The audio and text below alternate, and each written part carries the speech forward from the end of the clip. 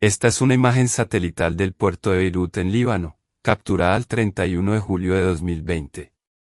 Pero solo 4 días después, algo sucedió aquí debido a que la condición del puerto se volvió así. Los hangares presentes en el puerto se ven en un estado destruido.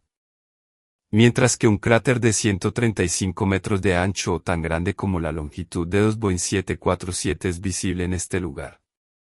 Lo que realmente sucedió aquí que dio origen a la mayor explosión no nuclear del mundo. Una vez más, felicidad en nuestros videos. Nasreen el 4 de agosto de 2020, un videoclip se volvió viral en el que esta novia llamada Isra Sablani estaba de pie en la Plaza Saifi en Beirut y haciéndose una sesión de fotos. Entonces, de repente, una ola de una enorme explosión obligó a todos a huir. 23 minutos antes de esta frase, a las 5:45, algunos soldadores estaban reparando un agujero en la pared de un hangar en el puerto de Beirut. Luego, debido a las chispas, se produjo un incendio en el almacén. Este se llamaba Hangar N-12, y estaba justo al lado del mar. 10 minutos después, a las 5:55, un equipo de 9 bomberos y paramédicos llegó al lugar. Tras evaluar el incendio, informaron al jefe de bomberos por radio que algo no andaba bien. El fuego se estaba descontrolando y se oían ruidos extraños. Apenas habían pasado 12 minutos desde su llegada, cuando a las 6:07 se produjo una gran explosión. En los videos de la explosión se puede ver humo blanco y destellos de fuegos artificiales. En la habitación N-12 se guardaba un cargamento de fuegos artificiales que probablemente explotó a causa del incendio. Sin embargo, esta fue la primera explosión cuya intensidad se registró equivalente a la de una bomba TAT de 1500 kilogramos. La gente aún intentaba descifrar el origen del sonido. 30 segundos después, se produjo otra explosión que destrozó Beirut por completo. Esta segunda explosión quedó grabada en muchas cámaras, ya que después de la primera mucha gente estaba ocupada grabándola. Se observó una enorme bola de fuego elevándose en el cielo, cuya onda expansiva superó la velocidad del sonido. En la segunda explosión, se observó una cúpula blanca que envolvió gran parte de la ciudad. En realidad, se trataba de vapor de agua formado por la presión de la onda expansiva. Posteriormente, se observó una enorme nube de humo rojo elevándose en el cielo. Los expertos afirman que el humo rojo prueba la presencia de nitrato de amonio en el hangar. La intensidad de la explosión fue tan alta que incluso los habitantes de Chipre, a 200 kilómetros de distancia, salieron de sus casas aterrorizados. La onda expansiva rompió el cristal de la terminal del aeropuerto de Beirut, a 8 kilómetros de distancia, e incluso las barras de hierro de las casas cercanas salieron desprendidas. Se puede calcular la magnitud de la explosión por el hecho de que ocurrió en Beirut, pero el equipo del Servicio Geológico de Estados Unidos registró temblores de magnitud 3,3. Según la estimación de científicos de la Universidad de Sheffield, esta explosión fue equivalente a 15 la kgTAT. Es decir, 1000 veces más que la primera explosión y casi el 10% de la bomba nuclear lanzada sobre Hiroshima. Todos los hangares alrededor del lugar donde ocurrió esta explosión quedaron reducidos a polvo. Como si no hubiera habido nada allí. Los barcos que se encontraban cerca también sufrieron graves daños. Mientras que un crucero de 5 estrellas Orient Coin, de 390 pies de largo, saltó por los aires y cayó al agua, volcándose. La explosión creó un cráter de 135 metros de ancho en el suelo que inmediatamente se llenó de agua de mar.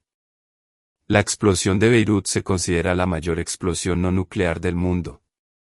Esta explosión incluso perturbó la ionosfera terrestre. Es decir, la última capa atmosférica que está cerca del espacio también fue perturbada, debido a lo cual se observó una interrupción en las señales de GPS y radio durante unos segundos. Esta escena fue nada menos que un desastre en Beirut.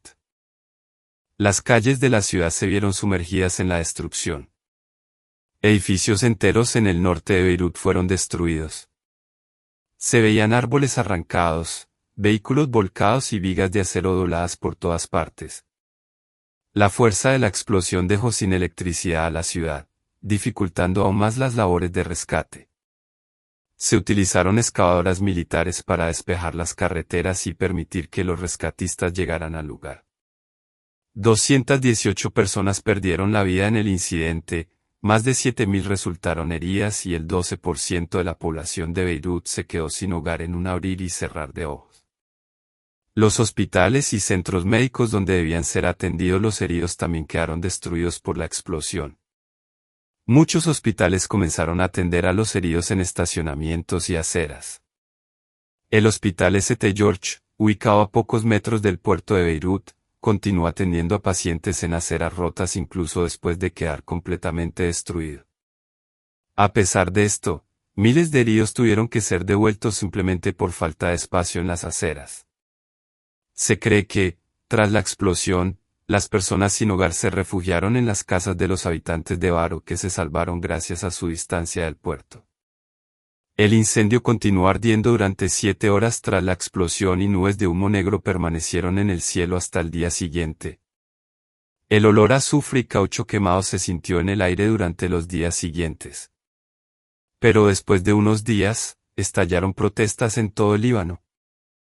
La gente salió a las calles para protestar por el fracaso del gobierno, con una sola pregunta en común: ¿cuál fue la verdadera razón de la explosión? Según informes, el hangar número 12 se utilizaba para almacenar productos químicos peligrosos como latas de aceite, queroseno y ácido clorhídrico, y también contenía 15 toneladas de cera para fuego. Un desastre inminente. A pesar de la gran cantidad de material inflamable, el cableado del almacén era deficiente. No contaba con detector de humo ni sistema de rociadores. Pero esto no era lo único que se guardaba en el hangar número 12. También se escondía allí otra sustancia química peligrosa, un cargamento de nitrato de amonio de 2.750 toneladas, almacenado en bolsas de plástico sin las medidas de seguridad adecuadas durante los últimos 7 años. Esta sustancia química se utiliza a menudo como fertilizante en la agricultura o para la fabricación de explosivos en la industria minera. También se ha utilizado en numerosos atentados terroristas. Los manifestantes solo tenían una pregunta: ¿por qué se almacenaba tanto nitrato de amonio en las cercanías de miles de personas y quién era el verdadero culpable de esta destrucción? Todo comenzó en 2013, cuando un barco ruso navegaba de Georgia al pico Mozdok. Este buque mercante, llamado La Rosa, llevaba más de un mes en el mar y, debido a problemas técnicos, tuvo que atracar en Beirut. El barco transportaba 2.750 toneladas de nitrato de amonio, que ya habían atracado en el puerto de Beirut. Sin embargo, el barco nunca volvió a salir de Beirut. El capitán del barco declaró que el armador atravesaba una crisis financiera en ese momento y pensó en recoger más cargamento en el Líbano y enviarlo a Mozambique. Sin embargo, el cargamento que había reservado desde el Líbano había aumentado considerablemente y la tripulación se negó a aceptarlo. El armador no solo suspendió el salario de la tripulación, sino que tampoco pagó las tasas portuarias.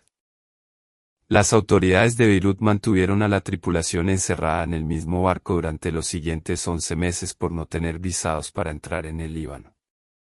Finalmente, la tripulación fue liberada en 2014, pero el barco fue incautado debido al impago de tasas y derechos de muelle. El cargamento explosivo fue confiscado por las autoridades y trasladado al hangar número 12, donde permaneció hasta este terrible incidente de 2020. Durante los 6 años que el peligroso químico permaneció desordenado en el hangar número 12, las autoridades portuarias enviaron advertencias a los funcionarios del gobierno mediante correos electrónicos. Sin embargo, el gobierno libanés no se vio afectado. El primer correo electrónico fue enviado en 2014 por el exdirector de aduanas a un juez de asuntos urgentes, señalando con cautela que era demasiado arriesgado mantener el químico altamente peligroso en el puerto. Pero nunca recibió respuesta. Según un informe de Al Jazeera, uno de estos correos electrónicos exigía que la agencia marítima exportara inmediatamente el cargamento de vuelta porque las condiciones climáticas dentro del hangar no eran adecuadas para el químico. Otra carta de ATA incluso sugería que el gobierno se deshiciera del químico vendiéndolo a una empresa libanesa de explosivos. El último correo electrónico enviado al gobierno en 2019 advertía sobre los peligros de este químico. Pero el gobierno ignoró las advertencias de las autoridades portuarias incluso cuando el riesgo de seguridad aumentó debido al agujero en la pared del hangar número 12. Se cree que durante la reparación de este agujero, las chispas provocaron un incendio que luego se convirtió en la causa de estas explosiones. Hoy, en 2025, se cumplirán 5 años desde esta explosión. Pero los verdaderos culpables no fueron castigados, y mucho menos su juicio. Hasta la fecha, la investigación se ha detenido repetidamente debido a problemas políticos, inmunidad legal de ministros y conflictos dentro del Poder Judicial.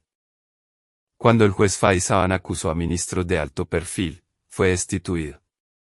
Cuando el juez Terik Vitar retomó el caso, grupos como Hezbollah y Amal se opusieron a él y presentaron una orden de suspensión en el tribunal. De 2022 a 2024, la investigación se detuvo por completo. El caso se reabrió en enero de 2025 después de que Nawaf Salam se convirtiera en primer ministro y comenzara el conflicto entre Israel y Hezbollah. En mayo de 2025, se informó que el juez Terik Vitar emitiría su veredicto final el 4 de agosto de 2025, fecha que marcaría el 5º aniversario de la explosión. Incluso 4 años después de este increíble incidente de destrucción, sus huellas aún perduran en Beirut. Una estatua de 2,4 metros de altura se alza en el lugar de la explosión, hecha de vidrios rotos, varillas dobladas y el put de las casas destruidas.